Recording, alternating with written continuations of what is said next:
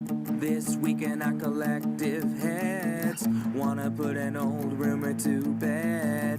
Stereotype that you've all heard, how we're all just angry video game nerds. Most of us have actual jobs, kids and families and cats and dogs, yeah. This week in our collective heads, this week in our collective heads.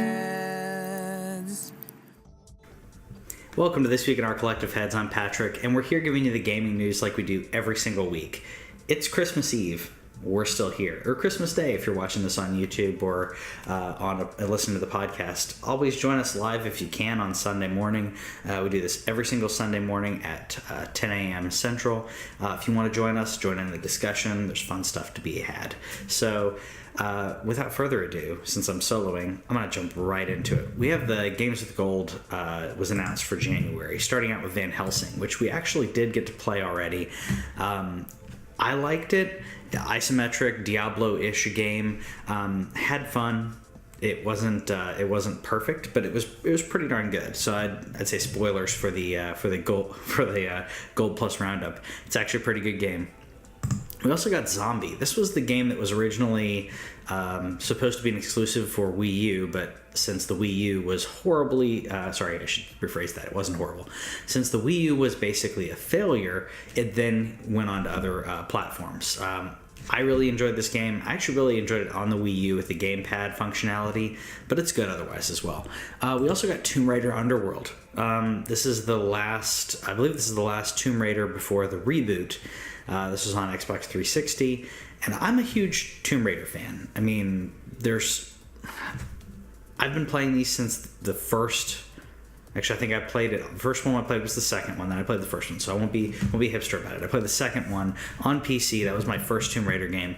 I really love them. So this is classic Tomb Raider. It's not the reboot, but it's really fun.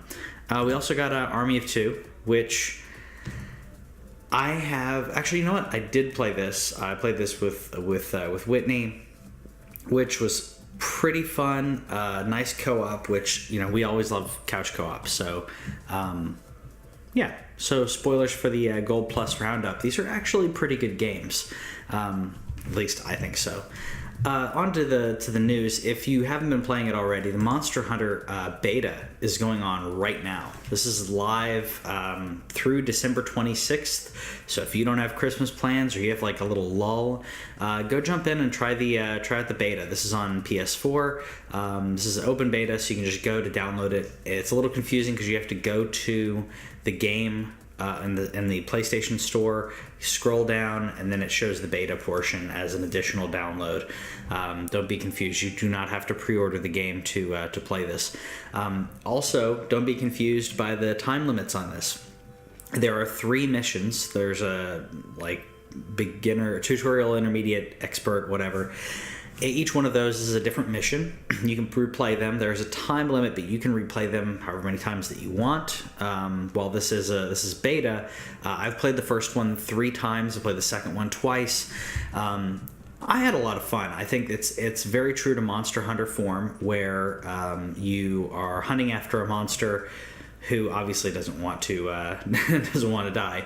So if you do some damage to it, they'll run away and you have to track them down. So you have to track them from the beginning, like finding footprints, which is a really cool addition to this. You find footprints or other evidence, you find the monster, attack them, and then once you get them down to a certain amount of health, they'll try to run away.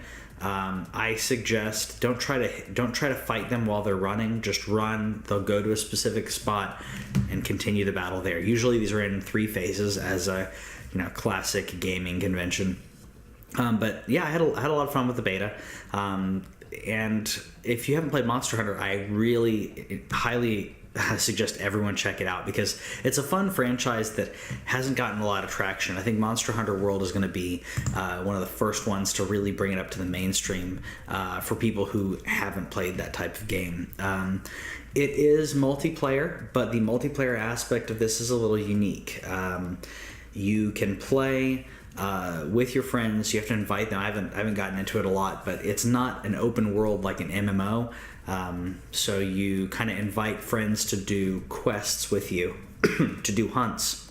And I mean, I really enjoyed the single player. I haven't done the multiplayer that much, but the single player is really cool, and you can replay stuff if you really want to. If you want to harvest certain materials or certain, whatever, you can start off a mission and don't even do the main mission portion, or wait to do it, whatever you want to do. Just go harvest stuff, and you can, go back, and it should be able to save it in this one. I know in the previous ones you could exit the mission or time it out, and it would save it. If not, you may have to just do multiple runs on the boss, but that's okay.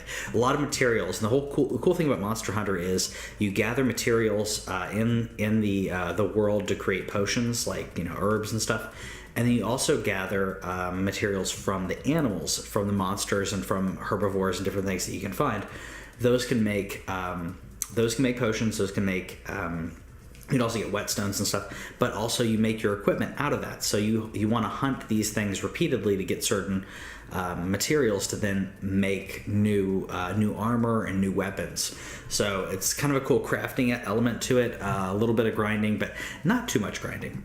On to another topic, though. Danger Zone is adding 12 more levels. So that means that we got 24 levels in total for Danger Zone, which I've enjoyed Danger Zone. I think it's pretty fun. I think that it's a little bit limiting in regards to the layout, because, basically you're just kind of repeatedly crashing cars and trying to get more points. It gets a little repetitive. I don't know. I think I played 6 missions of it. I like it, but it is repetitive. So I don't know how much longevity it has, but it's on sale right now if you want to go check it out. Let me check out the discount on here. So yeah, if you're a PlayStation Plus subscriber, it's 45% off. So I'd grab it for that. That's a really good price for this game. On to other games that I really like. Catherine is coming out on PS4 and Vita, which, any love that we get for Vita, that TWIOCH loves the Vita. But this game was one of my favorites that came out last generation that hardly anyone talked about. No one really got behind it. It's a really cool puzzle game. Reminds me of Intelligent Cube and a few other games on the original PlayStation. But the plot is really interesting in regards to your main character being engaged to a woman named Catherine and meeting another woman named Catherine, and being torn between these two very different personalities. And that part of the game is interesting, but even more interesting than that is the puzzle aspect. To me, I like puzzle games. Both portions are really fun, though. I like it. Oh, forgot to tell you, by the way, if you do play the Monster Hunter beta, there are bonuses that will be given to you if you have pre-ordered the game, or if you do get the game. So if you're thinking about it, definitely go check out the beta, because then you get bonuses for the regular game. I don't think it's going to be anything that'll completely break the game, but it'll be worth it. Speaking of breaking the game, loot boxes suck. Everyone knows that. Loot boxes are horrible.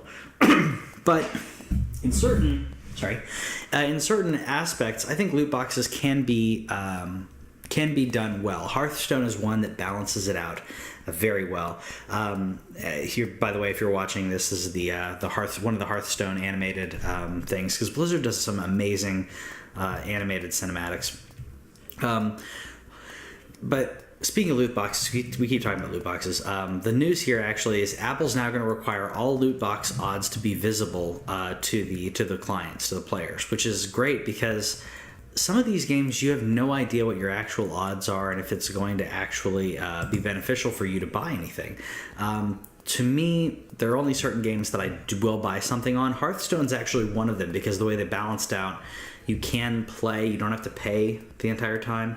You can play and get a bunch of cards. You can pay a little bit and get a little edge, but honestly, it doesn't completely break the game for you. But having transparency, showing the odds to everyone, so that way they can see what the odds are for all of this, is very important in my opinion, because if you're basically making an educated decision at that point.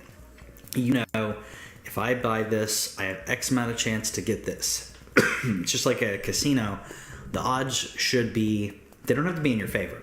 but they have to be visible.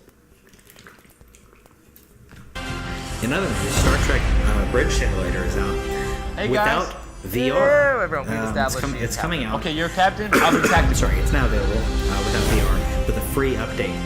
Captain, do you want me to Now, add power to the engine? Personally, I don't think this game ready, please. We're gonna has that warp much to Gamma longevity Hydra. without VR. I think the point of this, and the Bring mystique of us this, to a stop, please, Hal. the intrigue of this, I should In say, conflict. is We that will it's in rescue virtual these reality. people. I'm doing a scan right now. Captain, Out Klingon of all the ship games decloaking. that Red you alert. can play with virtual reality, this is Shields one up to 100%, Captain. Fire that I phasers. don't think Fire translates phases back now, Captain. to regular gameplay. Play that much to really work the game. Tactical armed torpedoes. To me, I don't know. It just stuck in VR. But let me know if you've checked out Star Trek VR Bridge Commander stuff, and let us know what your Bridge Simulator. And let us know what some of your favorite VR stuff is in the comments. That's pretty much all for the news this week. Kind of a light news week because of Christmas and everything. But Merry Christmas. Let us know in the comments some of your favorite VR stuff. Let us know some of your favorite Christmas memories with gaming, obviously, because that's what we do. See you later. Thanks for watching This Week in Our Collective Heads.